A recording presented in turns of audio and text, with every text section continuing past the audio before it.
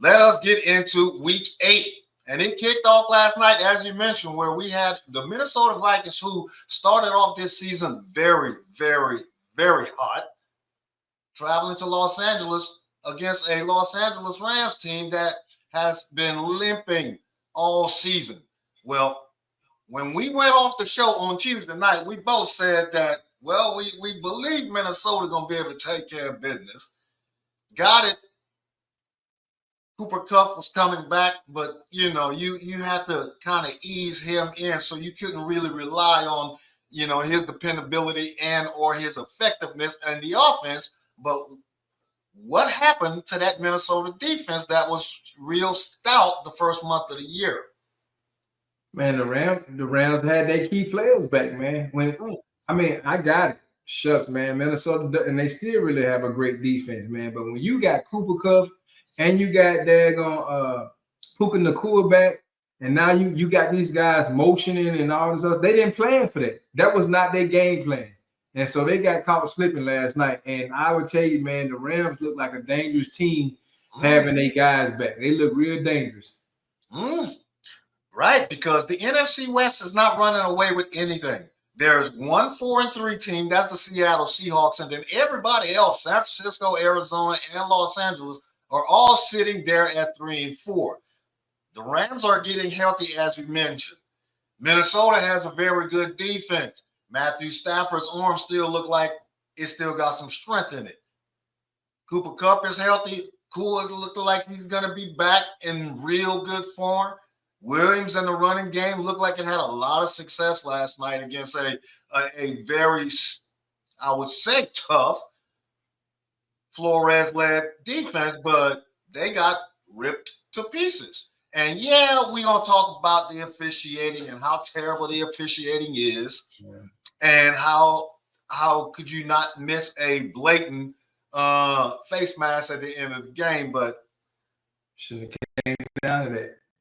It shouldn't have come down to that, right? Minnesota was scoring early, 2 consecutive drives, 2 consecutive touchdowns, and then 6 points the rest of the game.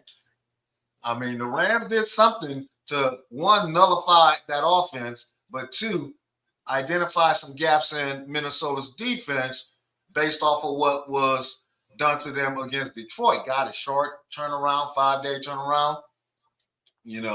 It's rough sometimes, but you're expected to win when you're the better team.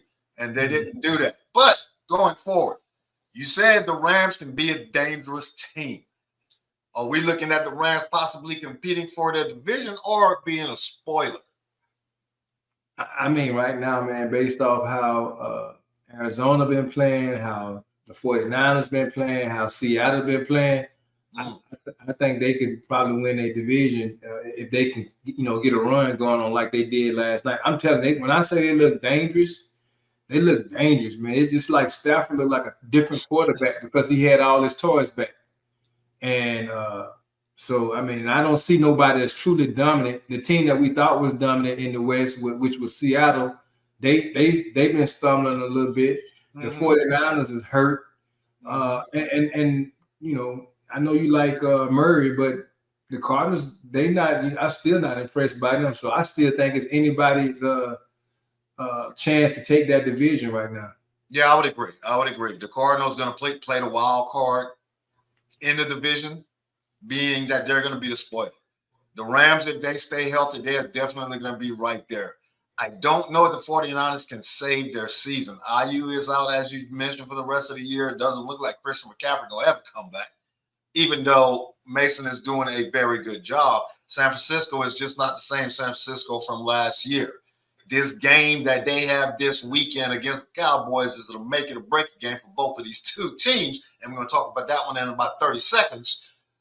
And Seattle, who looks like the dominant team on the field talent-wise, they have the capability to be the leader in this division, and I think they are going to be the leader because they've shown they can go on the road in a tough environment in a game that they were not expected to win against the Falcons last week, and they won handily. So I think Seattle has the early advantage, but we shall see going forward.